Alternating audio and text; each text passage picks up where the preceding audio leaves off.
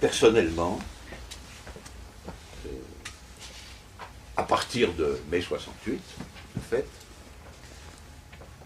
qu'il pouvait arriver quelque chose qui transforme entièrement l'existence, collective et individuelle.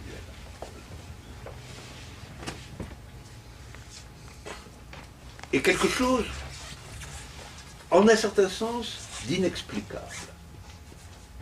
Parce que vous avez beau examiner la situation en France en 68, vous n'en tirerez jamais mai 68. Absolument impossible. Vous pouvez... Le pays était tranquille.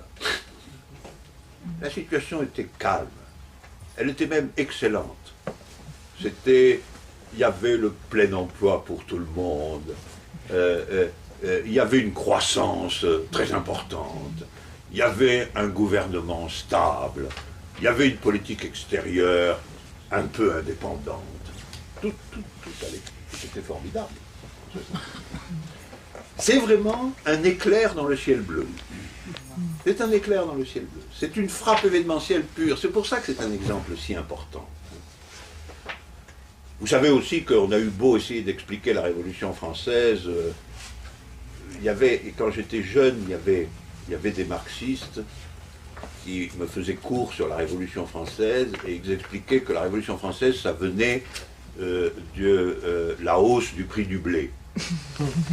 Je ne les ai jamais crus. Oui, ben, je ne dis pas que la hausse du prix du blé n'intervenait pas, naturellement. Elle était dans la situation. Ça ne m'a pas convaincu. Je pense que là aussi, il faut accepter de dire qu'on ne peut pas renvoyer l'événement à l'être pur. Donc d'accord, il y a le prix du blé, d'accord, une partie de la jeunesse en 68 trouvait que la société était un peu oppressive, tout ce que vous voulez. Mais en vérité, il y aurait beaucoup plus de raisons aujourd'hui de se révolter qu'en 68. Or, c'est en 68 qu'on se révoltait, pas beaucoup aujourd'hui, hein, alors qu'il y a beaucoup plus de raisons dans la situation. Donc, et ça c'est une expérience personnelle, parce que moi-même je ne m'attendais pas du tout à ça. J'étais un militant politique, bien sûr, mais je ne m'attendais pas du tout à ça. Je pensais qu'on en avait encore pour des années à ramer dans cette situation excellente, pour faire croire à quelques gens qu'elle n'était pas bonne. Hein. Mais bon, quelque chose, un enchaînement d'événements a frappé la situation. Hein. Et j'ai vu que là, on apprenait, alors, on construisait vraiment une nouvelle vérité sur cette situation, qui justement, vue à partir de l'événement, n'était pas du tout une bonne situation, mais une situation que nous voulions changer complètement, que nous voulions entièrement transformer. Et donc, c'est dans l'expérience politique que s'est enracinée petit à petit la conviction que la source d'une vérité est un événement et non pas, et qu'elle ne se déduit pas de la structure objective.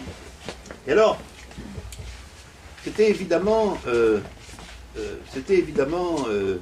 quelque chose qui bouleversait ma culture marxiste, ma culture matérialiste marxiste, qui a toujours tendance à expliquer, après coup d'ailleurs, ce qui se passe par les structures objectives.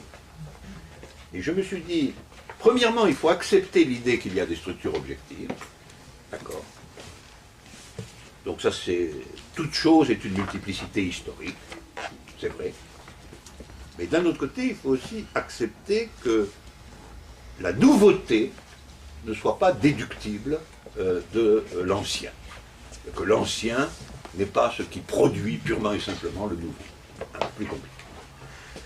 Donc ça, c'était pour la troisième idée. Et enfin, la quatrième idée, savoir que le processus d'une vérité constitue un sujet, je dirais qu'elle est, elle est venue, comme je vous l'ai raconté tout à l'heure, plutôt de l'expérience amoureuse, effectivement. Ça a été l'expérience personnelle de cela, c'est celle qui m'a fait comprendre ce que c'était que la constitution d'un sujet, parce qu'en vérité, dans l'amour lui-même, ce qu'on expérimente, c'est que c'est une vérité sur ce que c'est que être deux. Et donc, ce qui surgit là, c'est autre chose que que 2 fois 1. C'est ni 2 fois 1, ni 1.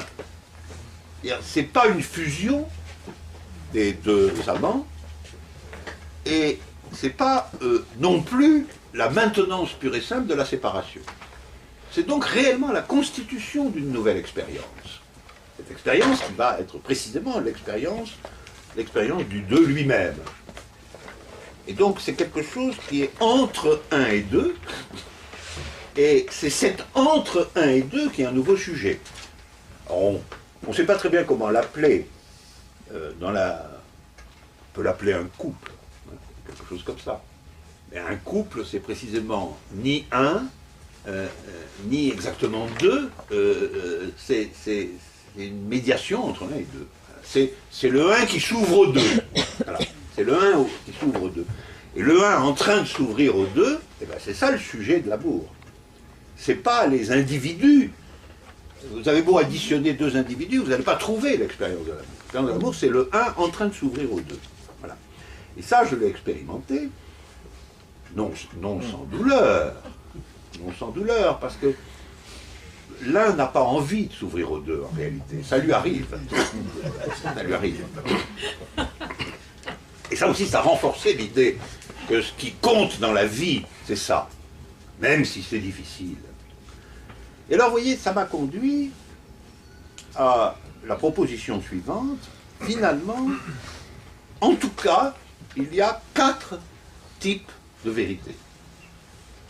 C'est-à-dire, il y a 4 types de vérité. Il y a la vérité scientifique, il y a les vérités scientifiques,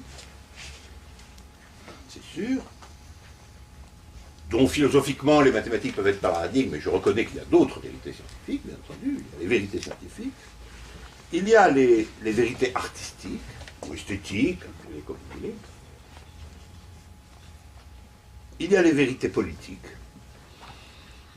Et il y a les vérités amoureuses. Voilà. Et la vie, c'est ça. La vie intéressante. Le reste, c'est la survie. Voilà.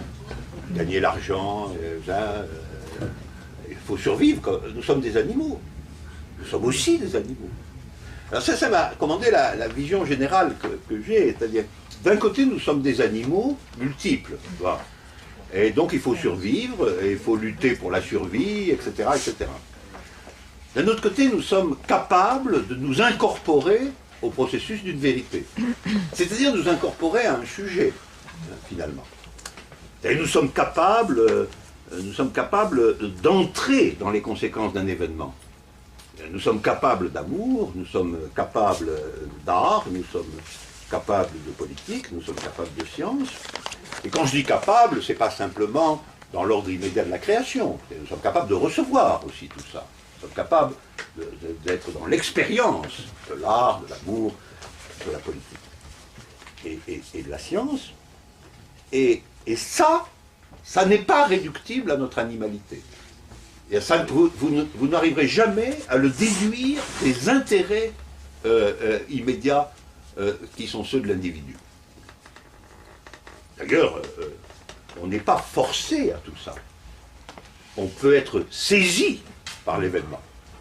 Mais il n'y a pas de contrainte qui vient de l'être. De l'événement, oui, de l'être, non. Une rencontre, c'est une rencontre. Une révolution, c'est une révolution, et ainsi de suite. Une création, c'est une création.